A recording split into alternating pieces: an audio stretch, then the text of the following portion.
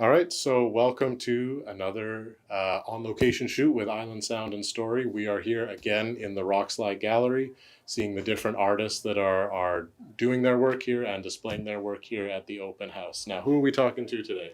I'm Alysha Farling-Futterman. And I'm Hailey Stangowitz. And now you do textiles and you do painting, right? Yeah. So, and your textiles are kind of displayed throughout this whole building down here on Fairfield and Blanchard, right? Yep. Last November and December, I was the artist in residence, and that's when I got to work on a really large project that I had been sort of wanting to do for a long time, and I was able to get a funding from Canada Council of the Arts. And so that's the work that you see that's out in the space, was that the work that I made while I was doing my residency. Yeah, and how did you kind of arrive at a place where you're making these big textile-based sculptures? Like, how did your kind of artistic, identity get formed? So just over 10 years ago when I was in university, I was doing these watercolor drawings. And so I would lay down the watercolors and then from there sort of draw these little worlds. And when people looked at them, they always expressed that they wanted to explore them. And so I was inspired by that to create work that could actually be explored. So after that, I started trying to work with sculpture. And so the first ones were pretty rudimentary. They were like very simple in color, like a few cardboard houses on them. And since then, they've slowly evolved into this like detailed, dense work that you see here. Yeah, it's almost like if the borrowers had like a utopia, like 100%. This is where they dream of. Yes. And talk a little bit about the detail that you put in and how you accomplish that. Well, I collect every day. Whenever I'm walking to and from a place, I'm picking up my little objects, and then I take them back to the studio, and here then I turn them into sort of the details of the houses, or just random little details. Like right now, I'm sort of wanting to push the abstract quality of them because I want the viewer to use their imagination. I really want that to, that's my goal, is that you get inspired to use your imagination and then it takes you somewhere. But it's just hours of work, hours of being in the studio and playing and placing things. And things may look randomly placed, but they are very it's thoughtfully done. Like I choose where things go, and if it doesn't work, I'll take it off and I'll put it on again. And for me, being in the studio it's just big playtime, and it's a lot of fun. Yeah, it sounds like both painstaking work and very imaginative, kind of, like being a kid again, as you say. Totally, yeah. It feels like my adult self and kid self sort of meet in the middle when I'm creating the work. And I want to ask you about your paintings. And although you work in very different mediums, I feel like there's a connection there, and there's a lot of similar colors. And kind of how do you see number one, your own work, kind of how it sits in the world of art, and how it interacts between the two of you? Yeah, I start out these paintings by walking, and I walk, down the road with my little sketchbook in hand, and I am sort of sketching as I go, and the lines kind of like follow the way that I'm moving. I'm not so much drawing what I'm seeing, but like just like how my body moves, and I feel like there is like kind of that connection between our work because you're like picking up little bits and pieces as you're going. Well. Yeah. Oh, interesting. Yeah. Yeah, cool. Yeah, because it's kind of how you both are exploring the world to end up shaping what you make. Yeah. Yeah. And coming back and doing sort of different things with it, which is really neat. And maybe just like looking in different directions too. Mm-hmm. And then, so what's the next stage with a piece of yours? You kind of go out in the world, you kind of get this flow going, and then how does it develop into what we see here? I tape up my sketch on the wall beside my canvas, and then I'm looking at my sketch as I'm painting the lines that I'm seeing onto my canvas, and just like kind of following along with my arm. And then from there, I paint into it. So the like landscape piece of it kind of comes last, and I'm trying to think about like what I leave out and what I do show, and thinking about like the places where the built world and the natural world kind of intersect. Yeah.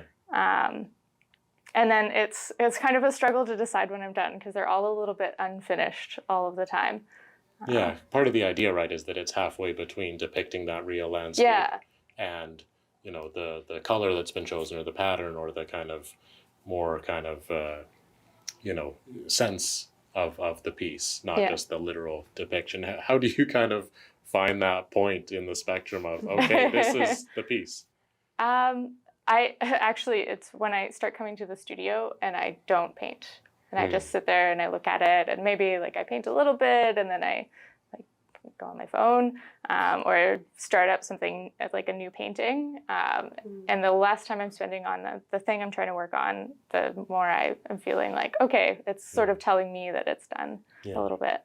So this is a finished piece that was part of a bigger show that I had in August called Butts, Nuts, and Who Knows What's. And so that, was part of a bigger installation. And we've got little objects, like I mentioned, the fingernail before. We've got a fingernail right there.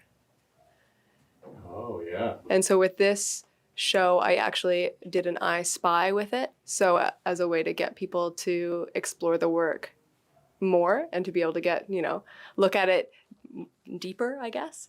Was that kind of an influence on you as a kid? Was I Spy? Yes. I loved the books, and I think of my collection process as a little bit of my own personal I Spy. It feels like a game, and I get really excited when I find my bits.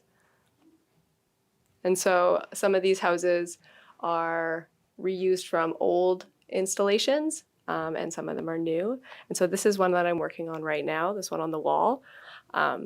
And so first I laid down a rough wooden sort of structure, and from there I use chicken wire and I sculpt around it, and I don't really plan it out. I really work intuitively. It feels, the most satisfying for me. And then from there I wrap it in fabric dipped in water and glue to create a hard shell, and then from there I start building the details. And so we've got everything from cigarette butts to little crocheted bits to toys from my daughter. So there are personal items in here as well, which I want to push that more. In my sculpture upstairs, you've got my pregnancy test that was positive. I've got, positive and negative COVID tests. We've got hair. It's almost a kind of a scrapbook that came to life. Totally. Yeah, I like that. And so when I find my bits, I bring them back in here and I organize them and shove them in boxes and then play with them and figure out where they're going to go. All right, let's look at the Cool. paintings. Yeah, so I'm working on my master's of art education right now, and that's where I started the process of the walking and drawing and then into painting. These are all actually not from around here, which is kind of different for me. Most of my sketches are from like the local sort of neighborhood. I live in Fairfield, and I spend a lot of time in like Cook Street Village and walking down to Dallas Road. Actually, this painting here, the big one, is the stairs down to Dallas Road. Oh yeah, I live around there too. So Okay, cool. Yeah.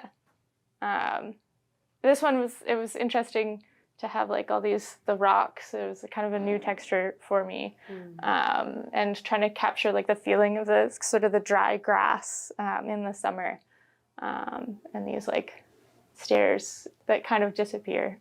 It was a fun one.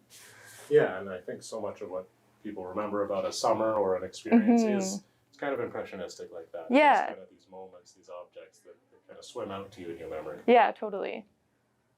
And these ones were kind of just an attempt to find something, taking a break from these a little bit, moving away from them so that I could come back with a new idea. And I called them my little gardens. And I was thinking about like when you're looking up at a canopy of trees, and you can see the light coming through the leaves. Mm-hmm. Totally, that. What do they call it when the crowns don't quite touch? Oh yeah. There's crown shyness or something Yes. over like that? Yeah, I think that's what it is. And then what about over on this one? We've got some that are kind of like what we've seen, but also some that are really mixing in a person or a figure. Right, kind yeah. of seeing through a chain link. Right, through yes, exactly. So all of this actually started with like thinking about fences.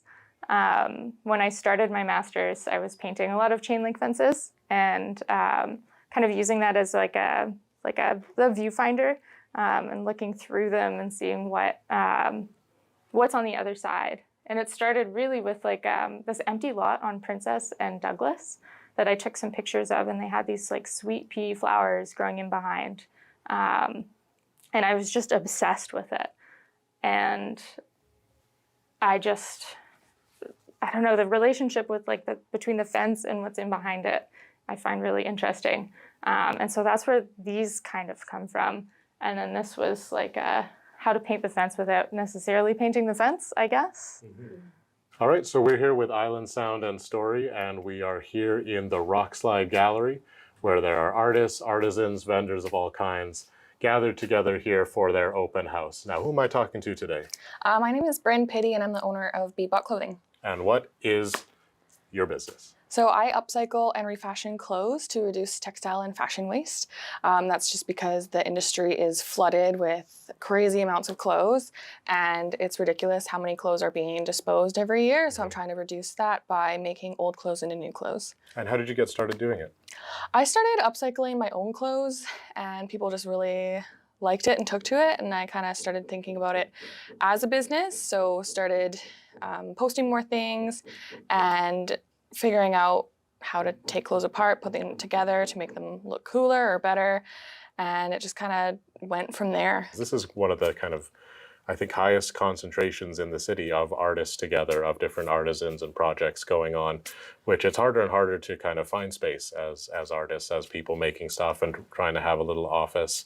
But this has kind of become a hub for kind of however long it lasts before the building gets renovated, for this kind of work to be done and for people to have a presence there. Yeah, so Logan specifically wants it for artists. So when I saw the Facebook post, I honestly was like, oh, I'm not an artist. I don't think I can get in there. And then something like flipped in my brain being like, no, you're a textile artist. You're not, maybe it's not paint, but it is art still. And then coming into the building, there's people of so many different calibers and mediums. So there's other textile artists, and there's obviously painters, there's sculptors, there's tattoo artists who don't do tattoos here, but they still have a space to be in and be creative. That's not their house. And like I said before, having that separation really inspires creativity, and then being around other creative people. There's been lots of collaborations. We help each other out, which is really amazing. And you know, you can just walk down the hallway and ask someone for a sewing needle or some glue because something broke, or an opinion or anything like that. How would you do this? What would you do with this? Like, it's really helpful to have. To not slog through it on your own. Exactly. Just another set of eyes sometimes is just all you need for either validation or like, oh yeah, it would look better like that. Yeah, and with what you're doing, there's an element of art to it. You're remixing, you're creating pieces, you have an eye for kind of which pieces can go together. But part of it is also kind of, it's important to you, I think, to try and get out of the cycle you've told me before of kind of how disposable a lot of fashion has become. Yeah, so right now, so much fast fashion is literally made to be disposed. Yeah. You're buying it for one thing, and it's not even made to last past a single wash. Yeah, planned obsolescence. Exactly, and it's so beyond frustrating, especially hearing the projections of companies being like, oh, we're gonna double our sales by next year. And you're like, hey, you're already producing like 30 million items a year, plus sometimes with some companies. And it's like, where are all these clothes going? They're going to landfills. Maybe you can show us some examples of how you put a different piece together, what your vision was with it, what the process was to kind of merge often two different items. Yeah, so kind of my whole thing that I'm working on right now is my denim sleeve sweaters. This one is actually made from the leftover sleeves that I cut off all my other denim sleeve sweaters. Yeah. So I keep everything that I use and find a place for it. And find a way to use it. So yeah, all of this one, actually except for the sleeves, funnily enough. These are still made out of denim, but all of this is patchwork together from other sleeves that I've used. And then everything left over is I put into these poof cushions. So these are made from secondhand sourced materials in some way, whether they're curtains. This one's made from leftover scraps from a design company in town. So stuff goes inside of it? And then I stuff them with all of my scraps. And sometimes leftover, unusable, unwearable, unrepairable clothing. So like old t-shirts that no one's gonna wear. Yeah, so there's something's gotta go in there. and you find a way for it to be something you already have or that someone else already has. Exactly. So I call these my pretty little garbage bags. Yeah. So I don't throw anything in the garbage. Everything is just collected and I put it in the poof. All right. Well, that's a good, I think, mentality to have even for people at home. If you have a poof in your life of some kind where it's this thing that you can reuse what you already have, I think it sounds to me like part of what you're trying to convey to people is not just, you know, come to my shop and I'll recycle things for you, but think in your own life about how you can not waste things and find new uses for things. Exactly. I want it to be for you to think a little bit differently about the stuff that you already own. And if you couldn't throw it in the garbage, what would you do with it? Yeah. Well, you've given us a lot of ideas. Thank you very much. Thank you so much.